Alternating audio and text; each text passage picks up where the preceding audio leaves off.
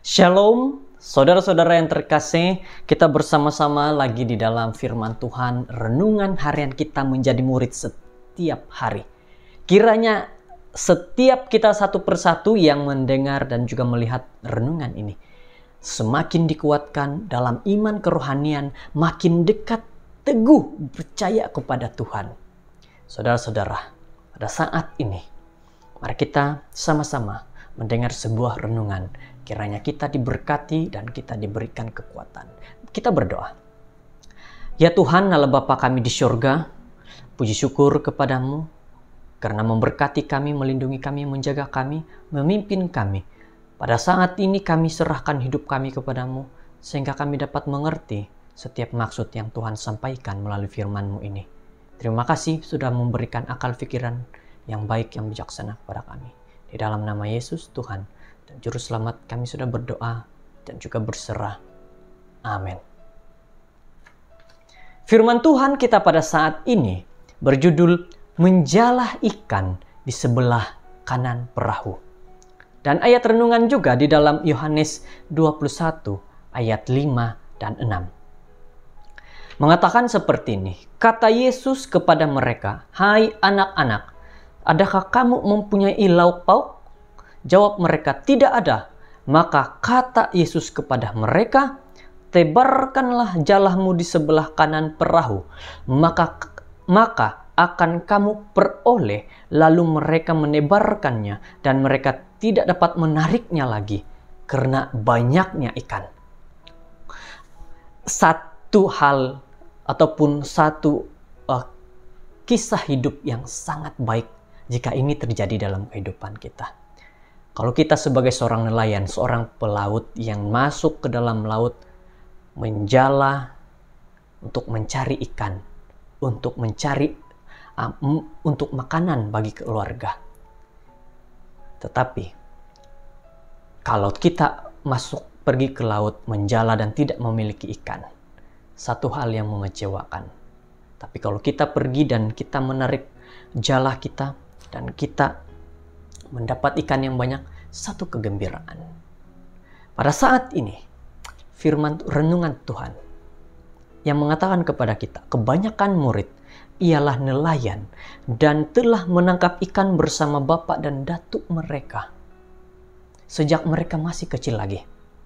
Menangkap ikan ialah kehidupan mereka, dan apabila mereka perlukan uang atau sesuatu untuk dimakan, mereka tahu dengan tepat apa yang harus dilakukan, yaitu menolak perahu dari pantai, menebarkan jala mereka ke dalam air yang jernih di tasik yang dalam, dan menarik ikan ke dalam perahu.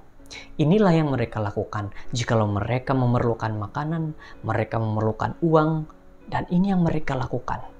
Setelah semua masalah yang mengerikan yang mereka telah lalui di Yerusalem, sudah pasti menjadi satu berkat bagi para murid untuk mengundur diri ke pantai Laut Galilea kesayangan mereka dan keluar untuk suatu malam yang memujahkan untuk menangkap ikan. Masa nampaknya berlalu dengan perlahan dan tidak ada seekor ikan pun yang berjaya ditangkap meskipun mereka sudah berusaha sebaik-baiknya. Kelihatannya seperti sungguh mengecewakan dan benar-benar membuang masa. Pada subuh hari, Yesus memanggil mereka lagi dari pantai dan memberitahu mereka untuk menebar jala mereka di bahagian sisi perahu yang menghadapnya. Serta-merta jala itu penuh dan hampir koyak, dan dengan susah payah mereka menarik semua ikan itu masuk ke dalam perahu. Saudara-saudara yang terkasih, memang menjadi satu hal yang sangat mustahil dalam kehidupan kita kalau kita berpikir secara manusia, bahwa tidak mungkin kita sudah satu malam ke laut menaburkan jala, tetapi tidak ada pun hasil. Tiba-tiba ada seseorang yang datang, pergi taburkan itu. Kita mungkin dalam pikiran pasti, oh ini orang kenapa? Dia suruh kita sudah penat. Ketika Yesus memanggil murid-muridnya, dia berjanji menjadikan mereka penjala manusia. Matius 4 ayat 19. Siapa sahaja yang coba untuk menangkap orang dengan jala Injil, tahu betapa sukarnya untuk mendapatkan satu ekor ikan ke dalam air baptisan. Seringkali kita mungkin menjadi tawar hati, seperti para murid yang menangkap ikan sepanjang malam tetapi tidak mendapat seekor ikan pun. Akan tetapi, seperti para nelayan dahulu, kita perlu mendengar suara Yesus menebarkan